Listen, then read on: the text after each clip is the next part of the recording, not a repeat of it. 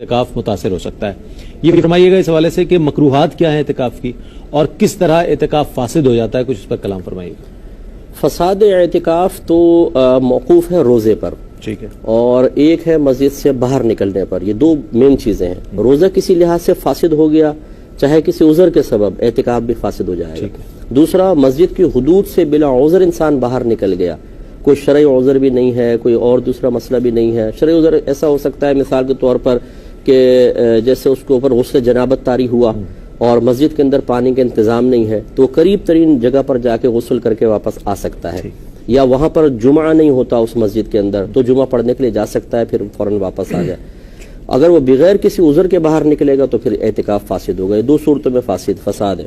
اور مکروہ اعتکاف کی کراہت جو ہے وہ زیادہ تر تعلق رکھتی ہے مسجد کے اندر جو مکروہ معاملات ہیں ان کے ساتھ. مثلا بلند آواز سے کہہ گئے لگانا, دنیا کی باتیں کرنا, مسجد کو آلودہ کرنا, گندا کرنا, فضول اپنا وقت ضائع کرنا, یہ اس سے اعتکاف بھی فاسد ہوگا, وہ مکروہ ہوگا, جس طرح کہ مسجد کے اندر یہ مکروہات ہوتے ہیں.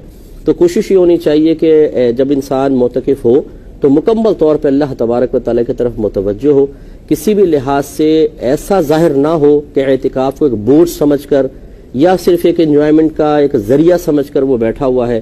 تو یہ چیزیں اعتکاف کے نور کو ختم کر دیتی ہیں. ٹھیک ہے, ہمارے ساتھ کالر ہیں.